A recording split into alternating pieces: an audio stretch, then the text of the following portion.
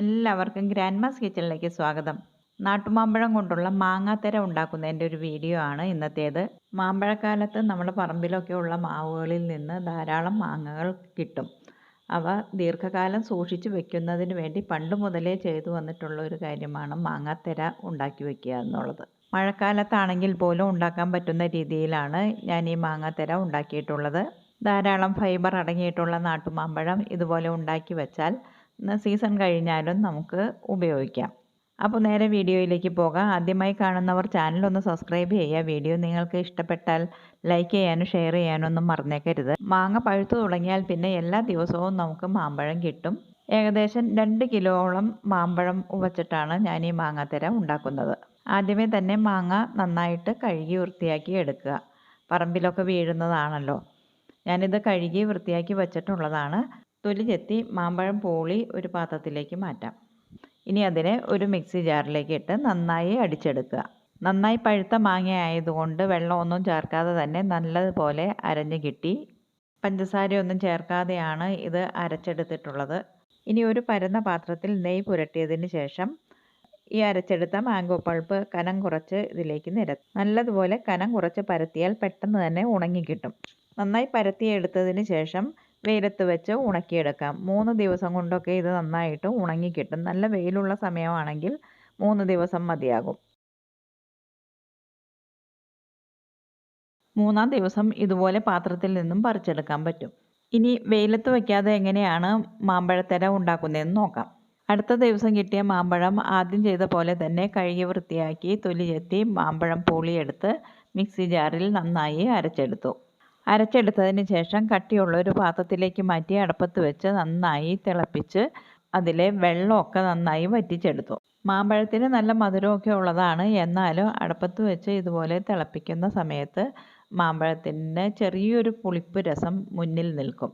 അതുകൊണ്ട് മാങ്ങ നന്നായി തിളച്ച് കുറുകി വരുന്ന സമയത്ത് 1/4 കപ്പ് പഞ്ചസാര കൂടി ചേർക്കുന്നുണ്ട്. പഞ്ചസാര ചേർത്തതിന് ശേഷം നന്നായി ഇളക്കിക്കൊണ്ടിരിക്കണം. പഞ്ചസാര ചേർക്കുമ്പോൾ ചെറുതായി ഒന്ന് അയഞ്ഞു വരും.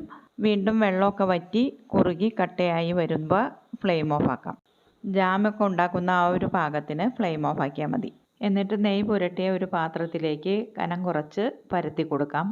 ഞാനിത് 3 പാത്രത്തിലാക്കി പരത്തിയതിന് ശേഷം ബാക്കിയുള്ളത് ജാമായിട്ട് ഉപയോഗിക്കാൻ വേണ്ടിയിട്ട് മാറ്റി വെച്ചു. ഈ ഒരു പാകത്തിന് കുപ്പിയിലാക്കി എടുത്തു വെച്ച് കഴിഞ്ഞാൽ ചപ്പാത്തിയുടെ കൂടെ ബ്രെഡിൻ്റെ കൂടെയൊക്കെ നമുക്ക് കഴിക്കാം. ആദ്യത്തെ ദിവസം ഞാനിത് ചെറുതായിട്ടൊന്ന് വെയിൽ കൊള്ളിച്ചായിരുന്നു. അന്ന് ചെറിയൊരു വെയിലൊക്കെ ഉണ്ടായിരുന്നു. പക്ഷേ പിറ്റേ ദിവസം ആയപ്പോഴേക്കും നല്ല മഴയായി. അപ്പോൾ പിന്നെ വെയിൽ കൊള്ളിക്കാൻ പറ്റാത്തൊരവസ്ഥയായപ്പോൾ ഞാൻ ഇത് എന്ത് ചെയ്യും എന്നോർത്ത് ഞാനൊരു ഐഡിയയിൽ ചെയ്ത് നോക്കിയൊരു കാര്യമാണിത്. പഴയ ഒരു ഫ്രൈ പാൻ എടുത്ത് നന്നായി ചൂടാക്കിയതിന് ശേഷം ഓരോ പ്ലേറ്റുകളും എടുത്ത് മാറി മാറി ഈ തവയിൽ വെച്ച് ചൂടാക്കിയെടുത്തു. കുറേ സമയം ലോ ഫ്ലെയിമിൽ തന്നെ കുറേ സമയം വച്ചാർന്നാൽ മതി. അപ്പോൾ നന്നായിട്ട് ഇതിൽ വെള്ളമൊക്കെ വലിഞ്ഞ് കിട്ടുന്നുണ്ട്. ഇതിപ്പോൾ നന്നായി ഉണങ്ങിയിട്ടുണ്ട്. ഇനി ഇത് മാറ്റിയിട്ട് അടുത്ത പ്ലേറ്റ് വയ്ക്കാം. ലോ ഫ്ലെയിമിൽ 15 മിനിറ്റ് സമയം കൊണ്ടാണ് ഇതുപോലെ നന്നായി ഉണങ്ങി കിട്ടിയിട്ടുള്ളത്. ഇത് വച്ചിട്ട് അതിൻ്റെ കൂടെ തന്നെ നമ്മൾ നോക്കി നിൽക്കേണ്ട കാര്യമൊന്നുമില്ല. മറ്റു പണികൾ എന്തെങ്കിലും ചെയ്യണമെങ്കിലൊക്കെ പുക ഇടയ്ക്കൊന്ന് വന്ന് നോക്കിയാൽ മാത്രം മതി. ഇതെന്തോരം വലിഞ്ഞിട്ടുണ്ട് എന്നൊക്കെ ഒന്ന് നോക്കിയാൽ മാത്രം മതി. അങ്ങനെ ഒരു പാത്രം വെച്ച് കുറച്ചധികം സമയം വേണ്ടി വരും. നന്നായി വലിഞ്ഞൊക്കെ വന്നതിന് ശേഷം അത് മാറ്റിയിട്ട് അടുത്ത പാത്രം വെച്ചു. അങ്ങനെ ഓരോന്നും മാറ്റി മാറ്റി വെച്ച് 3 പാത്രത്തിലുള്ളതും നല്ലതുപോലെ ഉണങ്ങി വെയിലത്ത് വെച്ച് ഉണക്കിയെടുക്കുന്ന അതേ രീതിയിൽ തന്നെ നമുക്ക് നന്നായിട്ട് ഉണങ്ങി കിട്ടി. മഴക്കാലത്തായാലും കനം കുറച്ച് പരത്തിയെടുത്ത് കഴിഞ്ഞാൽ ഈ ഒരു രീതിക്ക് നമുക്ക് ഈസി ആയിട്ട് ഉണക്കിയെടുക്കാം.